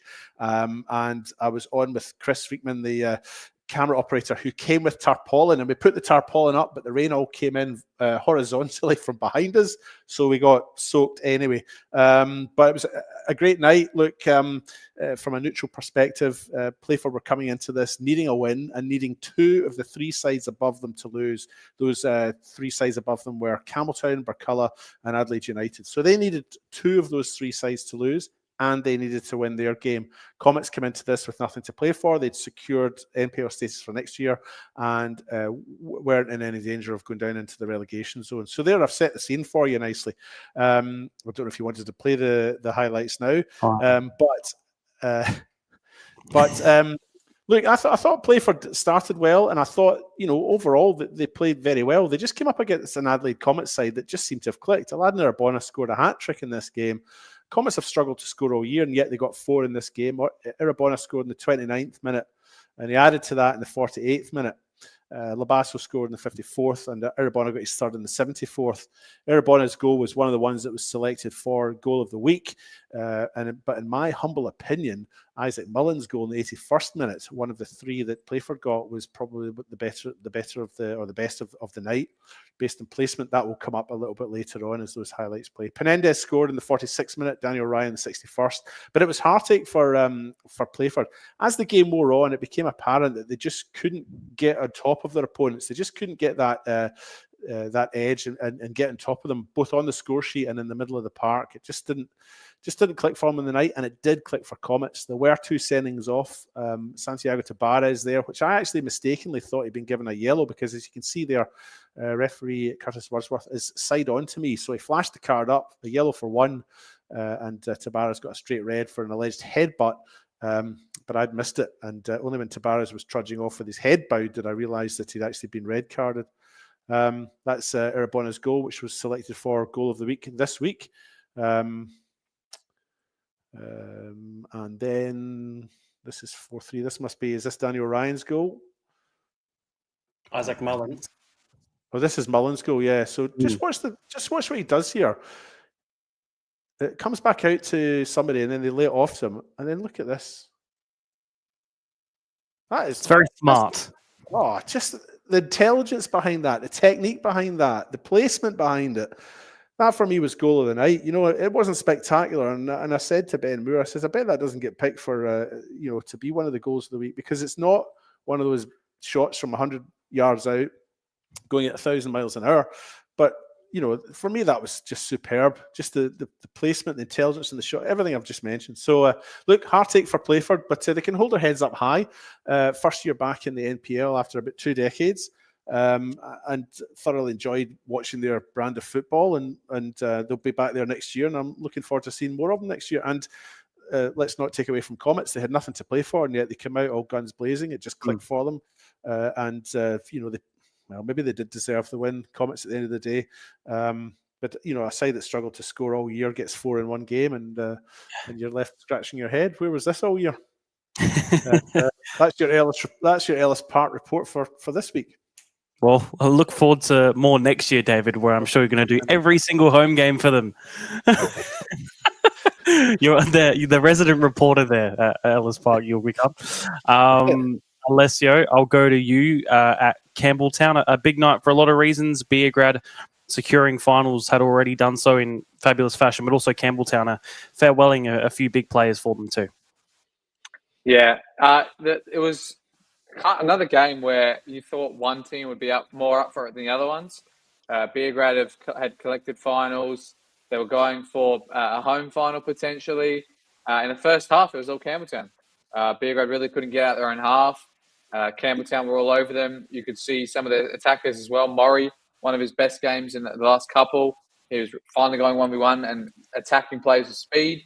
The midfield, you could see Alex Milan. I would say the whole day, he's probably the Campbelltown player who wanted it the most out of anybody. Obviously, he wanted to do it in front of his home fans as well. They've had good moments there in late games of the season. But this, I don't know what Adrian Doolett said at halftime. I was talking about it with Brandon, but it was the halftime team talk for the ages, because the team that came out in that second half, I don't know if it was Real Madrid or if my eyes were blind, but in that white kit, they were just 2 steps ahead of Campbelltown. On the attack, it felt like they had 2 more players in them every single time. I mean, you don't expect them to get in behind that easy when there's that many of them in front of the ball. But the star men of the season, Ivanic, he's really come to the fore in the last couple games. He gets benched a few times, scores some more goals, gets in the lineup, scores again a couple more goals. You just can't stop him at the moment. And then Trimboli, who's had in my opinion, a Melter award maybe winning season, a hat trick against his former employers and a place where he's well known and a favourite son for them as well, scoring some Australia Cup Gold Classics there. And it just seemed like Beergrad, finally, a team having some very good form coming into their first finals game in 21 years in the top flight. And yeah, it was sad to see some heroes of mine, Joel Allwright, Baresi as well, who's been such a storied figure for Campbelltown in the last few seasons since he's come as well. Obviously, namely that grand final goal that he scored in 2020 and some other goals as well. He's scored some screamers for goal of the week, I'm pretty sure, as well. But his left foot has always been one of the best to watch, one of the best players to watch as a dribbler as well. And then for Joe Allwright, he's won it all, won it everywhere he's been, gone to every stage you can imagine. And even in that game, he pulled that string for the penalty in the first half, which was a ridiculous ball to Murray. And yeah, again, another one in that Campbelltown lineup who were really trying to push his team forward and not let it end like this. But yeah, big changes I think needed for Campbelltown. It's always not a good sight to see the reigning champion not even make finals the year after. But I think a lot of us expected that after seeing the coaching changes, the squad changes in the off season. And yeah, I think it's going to be a big reshuffle next season. Yeah, absolutely. Very much looking forward to seeing how that, squad does shape up going into next year. So the one big thing, but we haven't spoken about yet, was the big drama. I don't know who wants to take this and even where to start. Who wants to go with this? Because there's a lot to talk about and probably not I don't know how I'm going to play highlights, so someone's going to have to talk. Well, I actually was watching both of them because I think I was the only one out of the three of us that weren't on a game. I was sitting at home watching the Para Hills game on the TV and the Mowbray game on my phone, so I was able to cover both games. So we'll start with the Mowbray game. I'll jump between the two of them.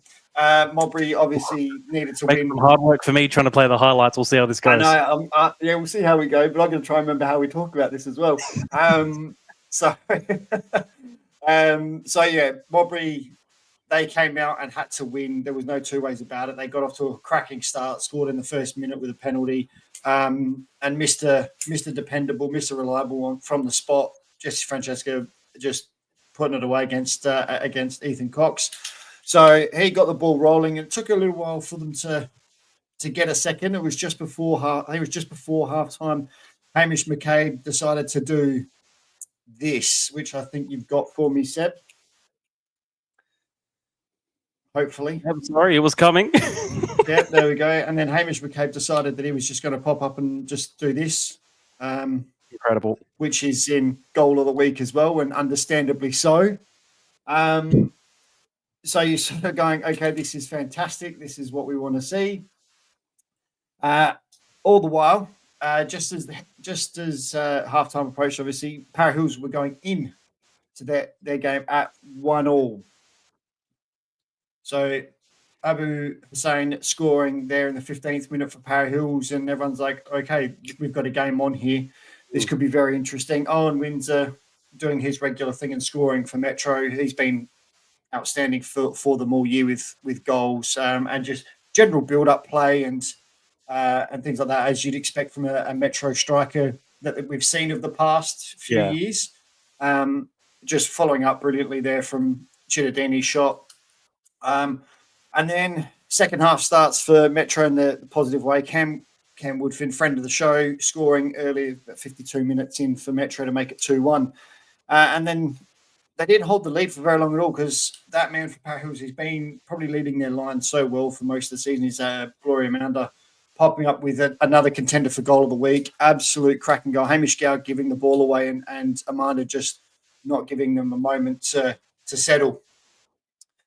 And then back to the Mowbray game. It just continued for Mowbray to go from strength to strength and really put Adelaide United to the youth team or the NPL side to the sword. Lewis McKay. McKay. Lewis. Yeah, The don't ask me where I got that from. forgotten brother. Don't ask me where I got that one from. But you actually missed Liam McCabe's goal there from the 63rd minute. Then Hamish McCabe scoring again to make it 4-0. And you're thinking, okay, Modbury have got this in the bag. They've got a 4-0 lead at this stage. There's not much more they can do, and they're relying on Metro Stars to do them a favour. So we go back to the Para Hills and Metro game, and Cam Woodford pops up again, as he has again scored again this year. He's had an outstanding season in goals, scoring in the 73rd minute with a beautiful finish there. And you're thinking, okay, cool, this Metro, this is where they'll kick on. Then Porter coming off the bench, scoring in the 87th minute, and you're just thinking, that's it, it's done. Metro 4-2. And even I think it was Simon Jimenez on the call even said at this stage that it was all over. Chittadini just breaking away, and it's such a quick transition. From a corner too.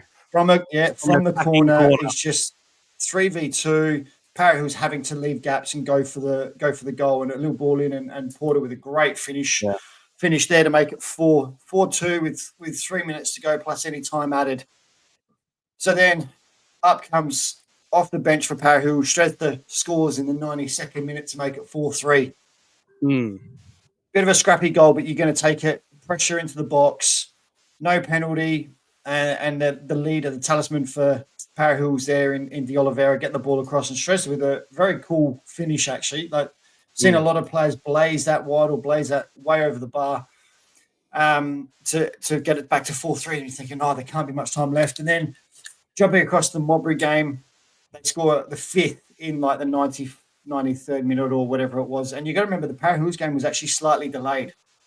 Yes. It's slightly delayed. So Skimizzi scoring from Modbury, their beautiful finish, make it 5-0. And if you listen to the commentary, it's fantastic because at that same point as he scored there, you hear Johnny going, "Oh my God!" And then you can see here, you watch McCabe, and you can see his reaction because Para Hills scored in the 94th minute, and Glorimando scored second of the game to make it 4-4. And you could just see the devastation on Modbury's face, knowing that was pretty much it, and that's how it finished at Modbury and Metro. And this is the goal here, ball in. And he's managed to get across Jackson Walls and with a great headed finish into the top corner, leaving Ostrike no chance and saving Para Hill's season. And that's them now playing in the NPL in 2026 and relegating their fiercest rivals, Modbury, on the final day. Yes, I think I did say. I hope that did us some justice. You did very well, Seb. Yeah, I know, right? I was going to say, I'm already looking forward to the next time we do see Para Hills and Modbury play each other, because I'm sure even with that night, not even playing each other at all, there's even more hatred put into that derby as well the next time it comes around. But I guess just to finish off, it is probably, I think would have been one of the highest scoring rounds of the entire season as well. I think it was 36 goals. And if you take away one of the games, it was 35. Guess which game? So plenty of goals, plenty of action, and probably one of the tightest bottom races. We had it was a bit tight last year, but I think the fashion as well, I guess, David, going to is just incredible all around the place, really. Yeah, absolutely. And like you say, just that one game with that one goal in it was, was unusual. I think through the NPL this year. I think most of the games we've watched have been multiple goals in them. But those teams that for some reason, for multiple teams, it just seemed to click this week, didn't it? Comics at my game. Para Hills Knights, even Modbury Jets. For some reason this week it just clicked for a whole lot of them, and some of those teams are playing against each other. So we had multiple goals in the one game, but it was an extraordinary round, really. Yeah, absolutely. Yeah, probably not going to see much like it in the future. Very, very unique, I think, that night was. Mark, before we move on to upcoming fixtures, a few more retirements were announced that you want to touch on too. Yeah, because we try and cover as much as we can. These are two more that we know of that we've heard, and that is the likes of Ryan Veach and Matt Canny, both from Cove, and Matt Canny, friend of the show, both announcing their retirement this week as well, or just since the weekend. So two stalwarts of the league, Veach, Adelaide City, Bacala, South Adelaide, Cove, Canny, FKB, Grad Cobras, South Adelaide as well, and Cove. So 2 cracking careers finishing up now as well from State League One. So congrats on a great career to all those that have decided to retire this year. It's going to be a shame that we don't get to see them play anymore. Yeah, Our door's always open for comms as well. So hopefully they're watching, and hopefully they got their phones ready for some co-comms with us. Yeah, absolutely. Always the next stage. Either that or coaching is Hint, the hint, next wink, wink. Yeah. Yeah. We will go on to the upcoming fixtures. But before that, Alessio is here to update us. Yes. So it's an interesting week for us. We picked up the most points, I think, altogether in State League 2 North. Maybe, there was a couple of results there that we expected, and it didn't go the opposite way like we saw in the South, in the WSL, in the WNPL finals, etc. I'll give you the all-important points because we all did pick up 10 plus. But I'm sure you'd all like to know that Seb picked up the least amount of points this week. Yay! With 11. Mark picked up 12. David picked up 12 with a perfect result as well. He picked the Modbury Vista women's 1-0. Wow. And I picked up 17 points this week, picking the WSL South result and the Adelaide Blue Eagles men's result in State League 1. So it takes the tally to Seb with 422, Mark 410, me 409, and David 400. Okay. So I was going to wait till we get to MPL, but I think we might as well do it now where you have them in front of you. Do you want to look at our final MPL table predictions to add on to the point? Yes, because they also, Shouldn't we be able to do all of them now? The WSL, the WM... We didn't do full tables. Oh, we didn't do full tables. No, we only did MPL, WNPL. Mate, it was that long ago, I can't remember. Well, who we thought would go up, go down, and that's about it. Yeah. Well, speaking of not wanting to remember, if your name rhymes with Lark Salbert, I recommend not looking at these predictions. Mark, you got one position right in the entire table. You weren't even close with any others. What are you talking about? Para Hills had bottom. They were second bottom. Oh, third bottom. Yeah. Yep. Yeah. Well, So- that's it. That's what happens when we pick them so early. It is what it is. 7 points for me, 9 points for David. So David was the best predictor by getting 2 right as well. Yeah. Mark only getting Metro correct. All the other 11 not Incorrect. within each other. And right. Alessio getting 2 within and then 1 correct. Green as you've predicted the right spot. Spot Red on. as you've predicted it incorrectly. And Completely yellow wrong. as you predicted it within 2 places or something. Yep. 1 either side. One either Oh, side, okay. yeah. Correct. Yeah. So, David, you were the best predictor of the table this year. But it wasn't He was the one that kept complaining it was too early. It is too early. It's utter guesswork at that time of year. It certainly is. It certainly is.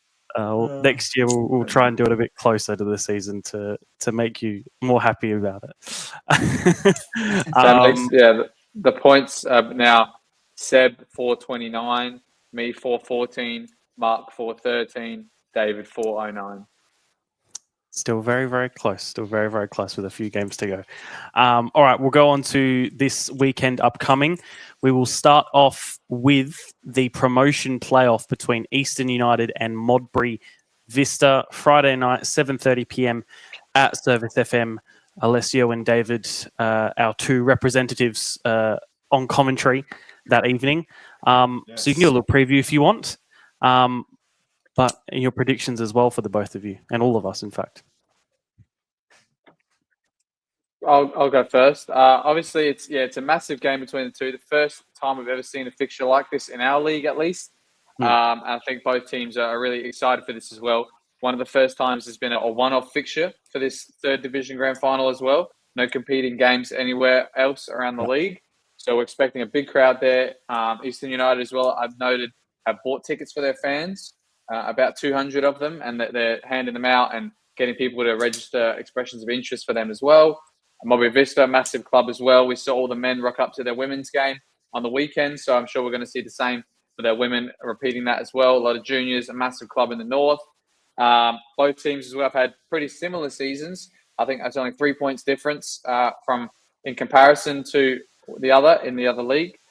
They've both had, obviously, differing results in the last 5, probably not picking up as they would like to before a grand final.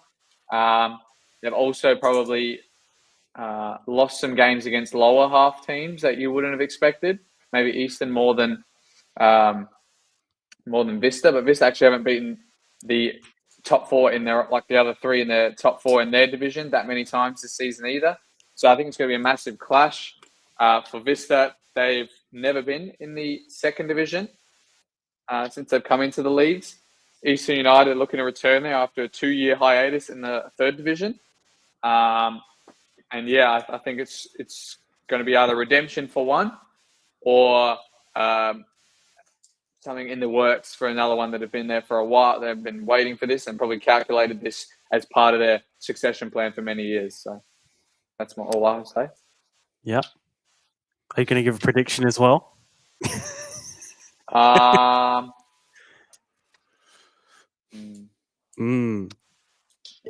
I don't want to piss off either side because they're both really helping me with stats at the moment and giving me a lot of notes about their teams.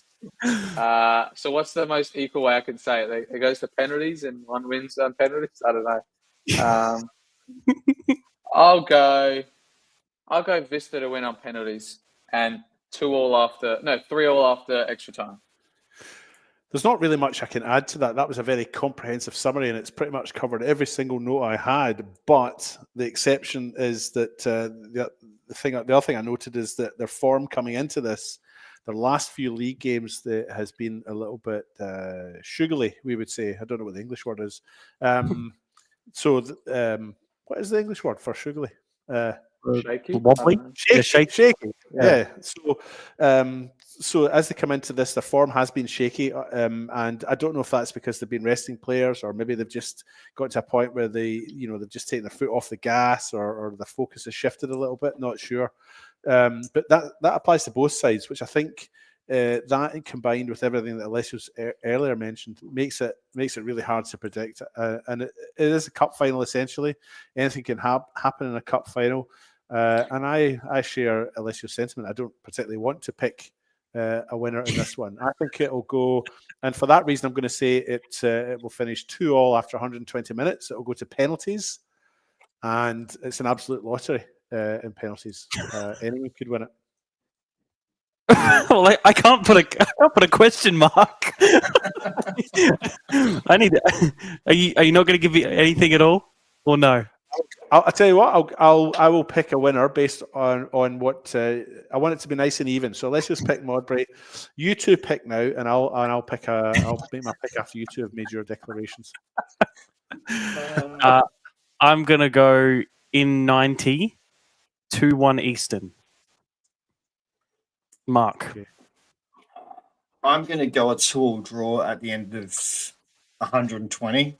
Wow. Yeah, and I'm going to go an Eastern win on penalties. Okay, in that case, I will go for a Vista win on penalties because that makes it all nice and even across the board. Playing devil's advocate, the two commentators have now picked a Vista win. So that's all I'm saying is that it seems biased towards one side, all in the commentary booth. So. Did you want to swap? Did you want to swap? I could swap, David. Yeah, okay. You pick Vista, and I'll pick Vista instead. Then. So nobody changes. No, that's their pick. That's how it is. That's their pick. It's all good. Okay. The two commentators are biased. You heard it. Let's just hope they don't reference it in their team talks. Perfect. And then, of course, we'll predict the other Stately 2 games online. They'll be up on our socials soon. The other big promotion playoff, Sturt versus Adelaide Uni on Saturday. Another big one. We keep on saying it's getting closer and closer. I'm going to go Sturt 2-1. Oh, he's going to go for it. Yeah, I've got to. I'm going for it as well. 3-2. Oh, I'm going Sturt as well. Wow. I'm good, but I'm going to go 3-2 after extra time. Okay, David. I'm going to go start as well. I'm sorry. Wow, overwhelming. Well. Yeah. Score.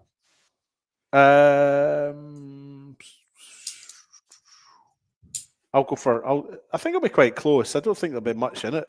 So I'll go for 2-1. 2-1. Overwhelmingly Sturt. How fun's that? Let's see if Adelaide Uni use that in their team talk. That's what I keep saying. We provide motivation. Yeah, exactly. It's the main do. point. That should be our statement. One game at a time. We provide motivation. To State League 1, Salisbury versus Adelaide Blue Eagles. David, this is your game from memory. You're heading up north, up to my end. I am the lead commentator at that match, and I'm thoroughly looking forward to it. I've heard good reports about that ground and that venue and the staff. Chicken nuggets. Yeah.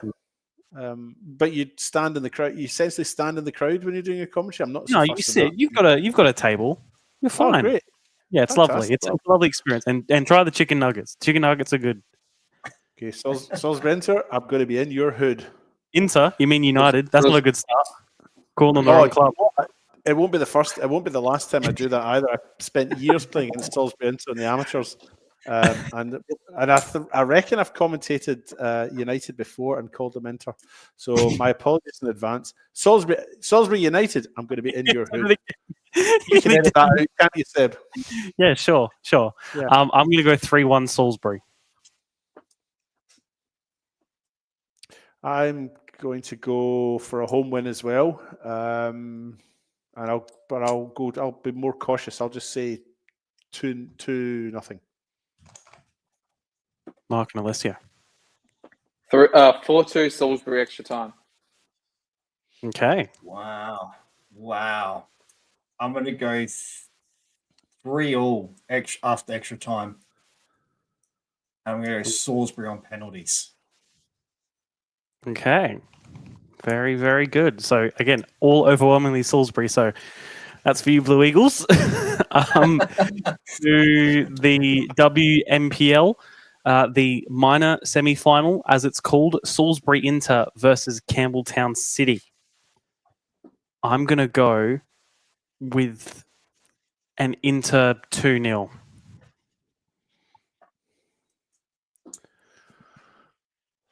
Inter 3-1 for me. Yeah, I'm going to go with Inter as well. Sorry, Campbelltown. I'm going to go for Inter as well. I'll go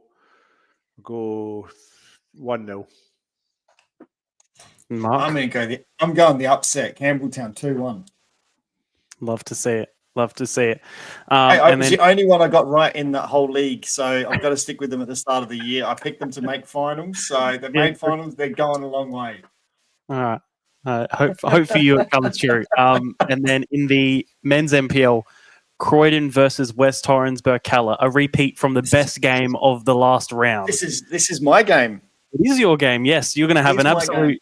I'm on the lead with Ben Dale. I really hope that you get to enjoy this fixture. It's going to be a cracker game. I'll tell you what, it's going to be a cracking game. I'll tell you that right now. Yeah. And you're going to be like, damn it. I was 1 week too early. I'm going to go like a 4-3 in extra time to Croydon. I'm going to go for a Croydon win as well. I will go for extra time, 3-2. I'm going 3-2 in 90 to Croydon. I'm going 2-1 in 90 to Croydon. And again, overwhelmingly, have we done every single? What was that, Alessio? 3-2 as well. 2-1 for me. 2-1. So 2-1 Croydon, Alessio. I think have we all agreed for every single one of these except not the last one. Me. Except for you, you've basically been the outlier each time. Good to see. Good to see. Why not? That is I can't win it. I can't win it, so I might as well just have fun with it. Don't say that, because then David's not going to have any hope.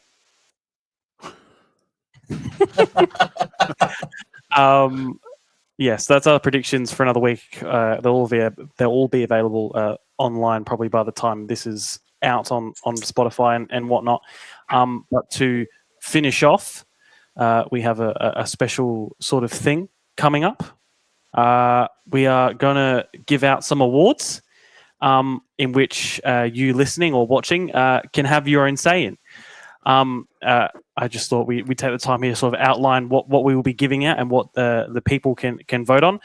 So there's 2 awards that the general public can vote on, the Men's and Women's Fan Player of the Year for the NPL and WNPL, and all the nominees and the voting will be open tomorrow. In fact, again, by the time you might be listening to this, say, tomorrow morning on a Thursday or whatever, it might already be out to vote and nominate. So just check out our social media to be involved with that. And also, there are a few media awards, which I guess sort of us as commentators as a panel will vote upon. Media Player of the Year for both the men's and women's NPLs. Coach of the Year, again, same for both. Game of the Year for both. And Best Scaffold is always a fun one. And I'm sure the clubs would love to hear the outcome of that as well. And then also a couple weeks as well into the future towards the grand final, we will be releasing a Team of the Year. And I'm sure plenty of discussion and disagreement and agreement, maybe possibly even, will go into that. We'll see how that goes. So that's all coming up. Voting, as I said, will open tomorrow, if not now, by the time you're listening to this, and it will close roughly around grand final time. I'm not sure on dates because it also depends on, if Alessio does well, we need him for episodes, and we can't. And if he's training on a Tuesday, we can't move to a Tuesday. So, Alessio, if you do well, you sort of mess up our plans. So just remember that when you play on Saturday. Make sure you get your priorities, mate. Priorities. Yeah. Exactly. So yeah, that'll all come out tomorrow. Looking forward to seeing all the sort of the votes and what people think come in, and going through it all will be very, very exciting. But yeah, looking forward to that. That's pretty much us for another week. A big weekend ahead. We're all around the place. I'm at... where am I? I don't know where I am. FKB grad on Sunday. I am. Yes, I'm at FKB grad on Sunday. And I will be at Alessio's game on Saturday. And Alessio will be at his game on Saturday, I hope. Otherwise, I wish I didn't go then if he wasn't playing. Mark, as you said, you were at Croydon. I'm at Croydon on Saturday. And lastly, I just want to say, make sure everyone get out and watch games, which is what Alessio normally would say. But also thank you to our guests tonight. That was awesome to have Croydon on. And I want to just wish every team that is playing in finals all the best. We may not pick you, but we still want you all to do absolutely best and all the best for the upcoming finals. Yep, absolutely. David, you're at Salisbury for them and Blue Eagles on Saturday. That'll be a very fun one to see the outcome of as well. Yeah, I'm at Alessio's game as well on Friday. Oh yes, that one too. Yes, that's it. Well, you're and then going to Alessio. Alessio's on Friday with you. There we go. Yeah. The full roundabout. I thought you were going to say you were going to be at Alessio's game that he was playing on Saturday for a second there. I got very confused. No, Alessio's big game this weekend is his Friday night commentary game. I'll be at that.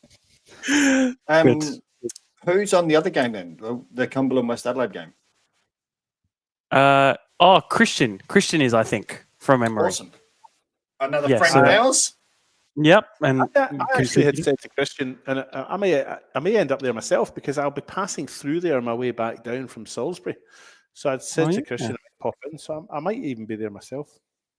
Very, very good. Yeah, well, your game, they're also competing directly with Mark's at Croydon. They're both 3 p.m, aren't they? 2:30, man. The Salisbury game. Yeah, 2:30 and 3. Okay, so I'll start watching Mark, and then depending on how David's game goes, I'll decide which one I want to stick with, basically. Yep. Okay. So be good. Be good, so I'll listen.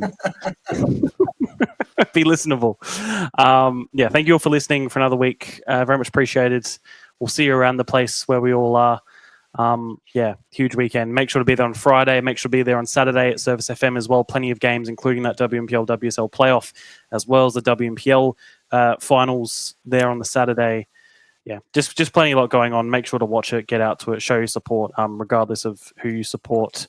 What are you pointing at, Alessio? Oh, yes, single of the week. I wasn't looking. Single of the week. Yeah, I know, right? I wasn't looking at my screen. I was deep in thought. This is an unusual one. This is a namesake of mine. This is a 1983 song called Watching You, Watching Me by someone called David Grant. Oh. Hey. Did you buy it just for that reason? No, I loved the song. Ah. It's great. Okay. Yeah, and I had a headband just like that as well. in the 80s. Do you not need it as much now, the headband? Steady on.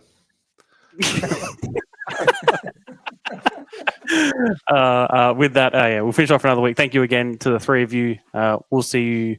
Well, Mark, it's probably too far for you on Friday, but me, Alessio, and David will all be there on Friday. I'll be tuning in to listen to the boys work their magic. If you're at the ground, you'll be hearing me on the loudspeaker. So you'll hear the podcast anywhere you go if you're there on Friday or involved. But looking forward to that. So thanks again to the three of you. Looking forward to it, and yeah, bring on the football very much. Alex Mullen See you out there. to make it 3-1 in the grand final. Puts in the penalty and wins the grand final for Campbelltown City. No one attacks it, comes back up to Penalties. It's the goal! It's top! Oh! And their talisman's got another one! Harry City back quick. Jay King, what a shot! My goodness me! Oh, can't teach that sort of stuff. Sends it in, keeps it low, and it's gone in! It's gone in! LA Uni have scored in time added. Tries to get under control, and the shot from Tolland! Salisbury into a 2-0 up! Still Butler with another chance. It's 2-1 to Playford. Persistence has paid off for Playford. One touch the keeper, puts it into the bottom corner. Beach gives him a shoulder after that as well. He's lost his clean sheet, and he's lost his head with a red card! David, this is massive! Skills to make the girls sing and the geezers too. Yeah, we're doing this thing.